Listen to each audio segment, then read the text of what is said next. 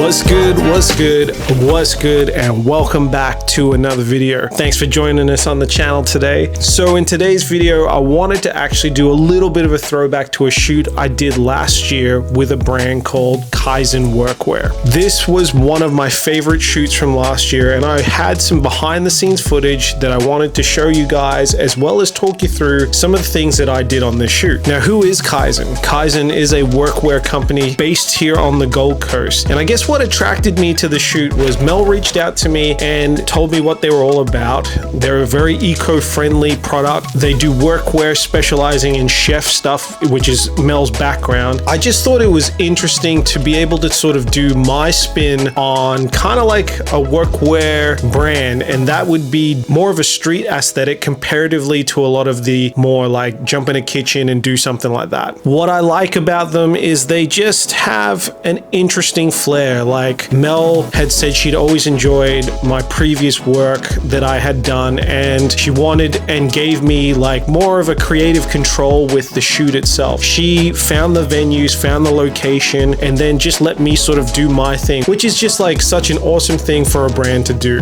Now, the shoot was at a studio called Yatoma Studios up in Brisbane. Now, Yatoma is one of my favorite studios to shoot with. If you have ever been there, you know how beautiful it is. It is this little beautiful natural light studio that you can sort of manipulate as you see fit and build it out as you want. I didn't want to change too much. The aesthetics, the props, everything that's there is just so perfect for that location. We just wanted to add our own little flair to it. Now, the awesome thing about working with Mel and Kaizen and them giving me a little bit of like creative control in terms of what the shoot looks like, I really enjoy brands like Aimé Leon Dore or Kith, who seem to constantly push the boundaries with the way like catalog shoots and campaign shoots seem to be. I take a lot of inspiration from them, and being able to sort of take that aesthetic and bring it to a completely new genre, being like the chefware side of things, I thought was like a really interesting collaboration of ideas. So at the studio, you have a lot of different options. They've got backdrops and different backgrounds and different sections of the studio that you can work with. For me, the first thing when we get there, once we've loaded in and checked all the gear, is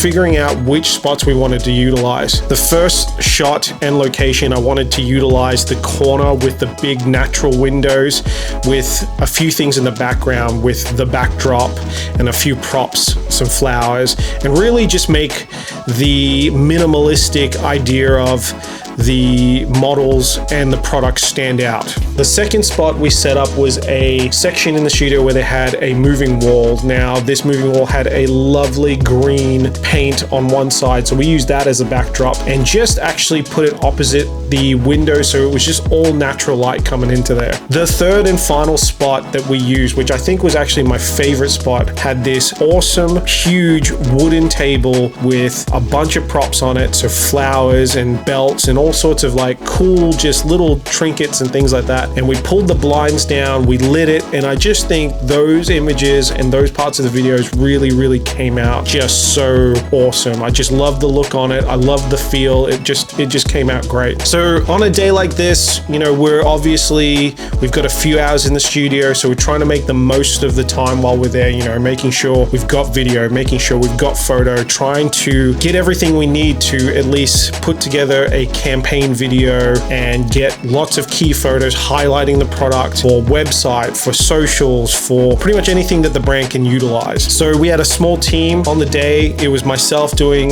photography and creative direction. Then we had Ty, who was shooting all the video, and then Andre was helping us with assisting and also doing some BTS stuff. Mel and her team from Kaizen was there, and then they were doing a lot of stuff on iPhones as well. And then we had 3 models, and what can I say? The 3 models were absolutely awesome to work with. They were an absolute joy. Now, on a day like this, we kept it pretty minimal. The location really speaks for itself, so we only really want to enhance that. So for lighting, we kept it pretty simple. When I'm shooting photo and video at the same time, a lot of times I just run a constant light, and I think because constant lights have gotten better over the course of the last like 10 years or so, there are times that obviously I'd much prefer to use flash, and sometimes that can just make the process go a little bit slower. So on the day, we had a video VL300 as our key light. You'll see it in 2 of the locations. We just wanted to counterbalance some of the natural light that was coming in. There's obviously polyboards there as well, but I just wanted to get a little bit extra. So on the day shooting, I was using the A7R4 paired with either the 24-70, a Sigma 35, or a Sigma 50mm, depending on what I wanted the shot to look like.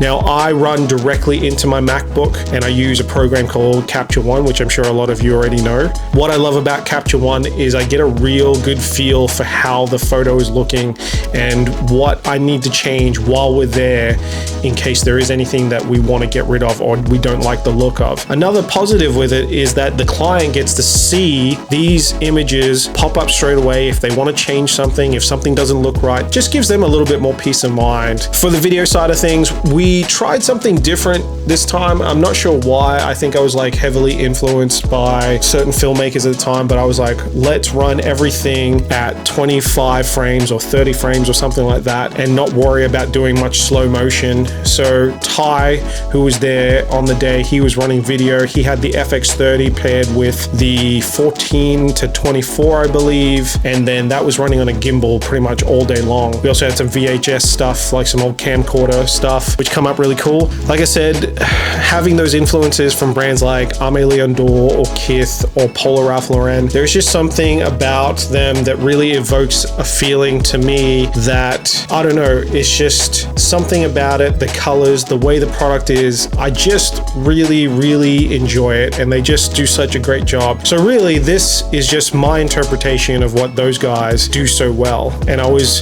very, very stoked to be able to bring it to something that was a little bit different and outside of the streetwear realm. Now you've seen the photos and you've seen some BTS. Here's the promo video that we put together, and I hope you guys like it. Make sure you leave a comment, like, subscribe, all those good things, and get out there, get creating, and I will see you in the next video.